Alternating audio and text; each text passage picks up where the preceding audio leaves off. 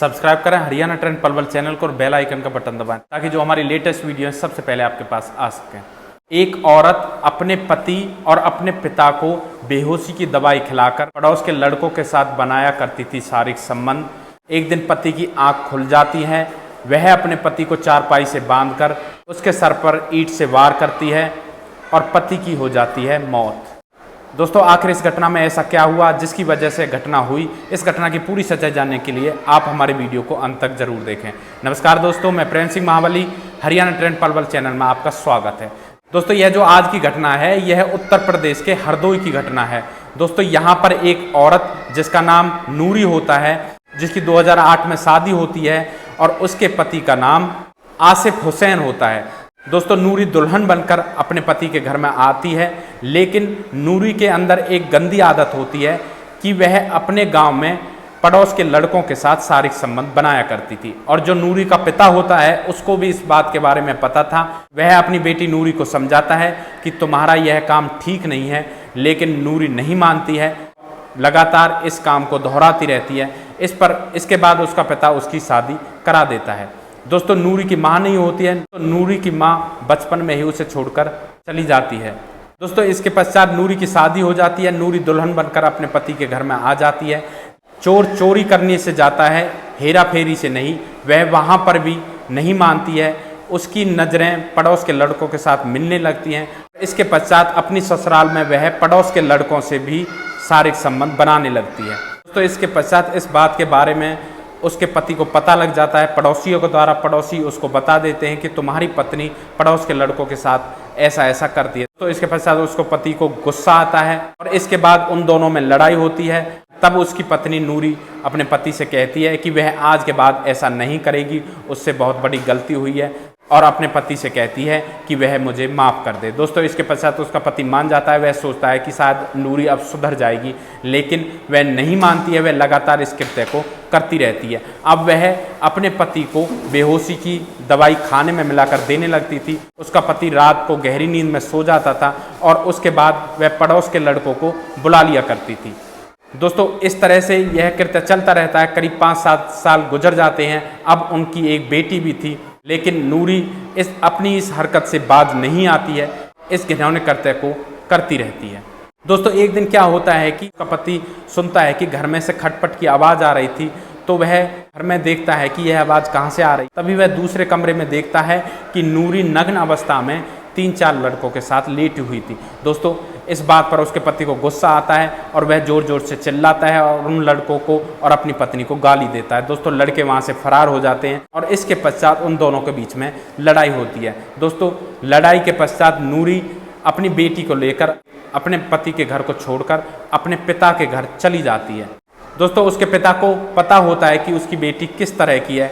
दोस्तों, अब वह अपने पिता के घर रहने लगती है, लेकिन वह वहाँ पर भी इस काम को नहीं छोड़ती है और वहाँ पर भी पड़ोस के लड़कों के साथ रात को शारीरिक संबंध बनाया करती थी और अपने पिता के खाने में बेहोशी की दवाई मिला दिया करती थी और रात को वहाँ पर पड़ोस के लड़कों के साथ शारीरिक संबंध बनाया करती थी। दोस्तों, इस तरह दिन गुजरते रहते हैं। 4-5 साल गुजर जाते हैं। तभी क्या होता है कि एक दिन उसके पिता की आंखें खुल जाती हैं और वह घर में देखता है कि उसकी बेटी पड़ोस के लड़कों के साथ शारीरिक संबंध बना रही थी। तो इस पर उस पिता को गुस्सा आता है। वह तेज तेज चिल्लाता है और उन लड़कों को गाली देता है। लड़के वहाँ से फरार हो जाते हैं और इसके पश्चात उसका पिता अपनी बेटी से कहता है कि तू आज के बाद यहाँ मेरे घर में नहीं रहेगी, चाहे तू कहीं पर भी जाए, मुझे तुमसे कोई मतलब नहीं है। दोस्तों, इसके पश्चात वह अपने पिता के सामने गिड़गिड़ाती है, लेकिन उसका पिता नहीं मानता है और उससे घर से जाने के लिए कहता है। दोस्तों, इसके पश्चात नूरी अपने पति के पास फ़ोन करती है और उससे कहती है कि मुझसे बहुत बड़ी गलती हुई है, आज के बाद वह ऐसी गलती कभी नहीं करेगी। नूरी का पति जो आसिफ हुसैन होता है वह बहुत ही नरम स्वभाव का होता है और इसी के चलते वह नूरी से कह देता है कि ठीक है, तुम यहाँ पर आ जाओ, लेकिन आज के बाद ऐसी गलती कभी मत करना, अपने घर परिवार को संभालो। दोस्तों, इसके पश्चात नूरी अपनी बेटी के साथ अपने ससुराल चली जाती है। अब उसकी बेटी 13-14 साल की हो चुकी थी और उसकी बेटी सारा कुछ जानती थी कि वह कैसे नाना के घर रात को यह गंदा कृत्य किया करती थी। दोस्तों, इसके पश्चात नूरी अपने पति के घर आ जाती है, लेकिन वह वहाँ पर भी बाज नहीं आती। वह वहाँ पर आने के 2-4 दिन तक तो ठीक रहती है, लेकिन उसके पश्चात उसका वही काम फिर से चालू हो जाता है। वह अपने पति को बेहोशी की दवाई दिया करती थी और उसके पश्चात पड़ोस के लड़कों के साथ शारीरिक संबंध बनाया करती थी। दोस्तों ऐसे ही सिलसिला चलता रहता है। तभी क्या होता है कि एक दिन उसके पति की आंख खुल जाती है और उसका पति देखता है कि उसकी पत्नी 3-4 लड़कों के साथ शारीरिक संबंध बना रही थी। इस पर उसके पति को गुस्सा आता है, वह चिल्लाता है, तो वह अपने पति को एक साइड में धक्का दे देती है और उसके पश्चात उन लड़कों की सहायता से अपने पति को एक चारपाई के साथ बांध देती है। इसके बाद वह अपने पति के सर पर ईंटों से वार करती है और वह लगातार वार करती रहती है। पति बार बार कहता है कि प्लीज़ मुझे छोड़ दो, मुझे मत मारो, लेकिन वह नहीं मान और अपने पति को मौत के घाट उतार देती है। दोस्तों इसके पश्चात वह उन लड़कों की सहायता से अपने पति की लाश को जंगल में फेंकवा देती है और जिस चारपाई पर अपने पति को बांधा था वह चारपाई खून से लथपथ हो जाती है और जहाँ पर खून लगा हुआ था वहाँ से चारपाई को काट देती है और ज़मीन के अंदर दफन कर देती है। दोस्तों इसके पश्चात सुबह गांव वालों को आसिफ हुसैन की लाश जंगल में मिलती है। वे इसकी सूचना पुलिस को देते हैं। पुलिस मौके पर ही आ जाती है और लाश को अपने कब्जे में लेकर उसे पोस्टमार्टम के लिए भेज देती है।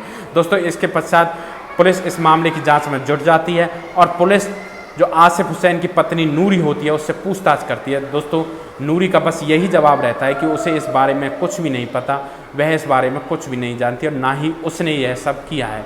दोस्तों इसके पश्चात पुलिस उनकी बेटी जो 13-14 साल की थी उससे पूछताछ करती है। तब उसकी बेटी सीधा अपनी माँ का नाम लेती है कि उसकी माँ ने यह सब कृत्य किया है। उसकी माँ नाना के घर भी और लोगों के साथ संबंध बनाती थी और यहाँ पर भी पड़ोस के लोगों के साथ संबंध बनाया करती थी। मेरे पिता ने उसको बहुत ही समझाया था, लेकिन वह अपनी हरकतों से बाज नहीं आई और जब पापा ने एक दिन उसको पकड़ लिया तब उसने पापा को मौत के घाट उतार दिया और उसकी लाश को जंगल में फेंक दिया। दोस्तों इसके पश्चात पुलिस आसिफ हुसैन की जो पत्नी नूरी होती है उससे फिर से पूछताछ करती है। इस बार पुलिस नूरी के साथ सख्ती से पूछताछ करती है और सख्ती से पूछताछ करने के पश्चात नूरी सारी सच्चाई पुलिस के सामने बयां कर देती है। नूरी पुलिस को बताती है कि उसने ही अपने पति को मौत के घाट उतारा था और उसने ही इस सारी घटना को अंजाम दिया था। दोस्तों इसके पश्चात पुलिस उस पर हत्या का मुकदमा दर्ज कर लेती है और नूरी को जेल भेज देती है। दोस्तों आप इस घटना के बारे में क्या कहना चाहोगे? जो उनकी 13-14 साल की बेटी थी वह अब अकेली रह गई थी। अब उसकी देखभाल, उसका पालन पोषण कौन करेगा? पति को उसकी मां ने मार दिया था और जो उसकी मां थी अपने पति की हत्या के मामले में जेल जा चुकी थी।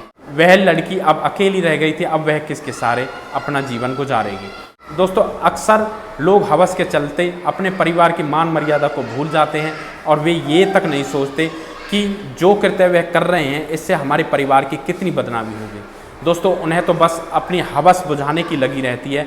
उन्हें अपने घर परिवार से कोई भी मतलब नहीं होता है। उन्हें तो बस अपना काम निकालना होता है, चाहे वह किसी भी तरीके से हो। दोस्तों इस हवस के चक्कर में एक हंसता खेलता परिवार उजड़ जाता है। पति की मौत हो जाती है, पत्नी जेल चली जाती है और बेटी ऐसा ही रह जाती है। दोस्तों हमारे समाज में इस तरह के बहुत से इंसान होते हैं जिनके अंदर हवस बहुत ज़्यादा होती है और वे बस इस हवस को मिटाने के तरीके सोचते रहते हैं, चाहे वह तरीका कोई भी हो। चाहे उस तरीके में घर परिवार या माँ बाप की इज्जत मिट्टी में मिल जाए, वे इज्जत के बारे में कुछ नहीं सोचते हैं। दोस्तों इस घटना में उस औरत नूरी को क्या सज़ा मिलनी चाहिए और जिन लड़कों ने उसका साथ दिया था उन्हें क्या सज़ा मिलनी चाहिए, आप अपनी राय हमें कमेंट बॉक्स में दे सकते हैं। दोस्तों इस तरह के वीडियो हम आपके सामने इसलिए लेकर आते हैं ताकि इनसे आपको कोई सीख मिल सके और भविष्य में इस तरह की होने वाली घटनाओं से पहले ही आप सावधान हो सकें। दोस्तों अगर आप लोगों को हमारे वीडियोज़ अच्छे लगते हैं तो हमारे वीडियोज़ को ज़्यादा से ज़्यादा शेयर करें और जो हमारा चैनल है हरियाणा ट्रेंड पलवल उसको सब्सक्राइब करें ताकि हमें भी आगे बढ़ने का मौका मिल सके और आप लोगों का आशीर्वाद हमारे साथ बना रहे। दोस्तों नेक्स्ट वीडियो में एक ऐसी ही सच्ची घटना के साथ आपके सामने फिर से हाजिर होंगे। तब तक के लिए आप सुरक्षित रहें, सावधान रहें, परिवार का ध्यान रखें, परिवार की इज्जत का ध्यान रखें, सुरक्षित रहें, सावधान रहें। जय हिंद, जय भारत।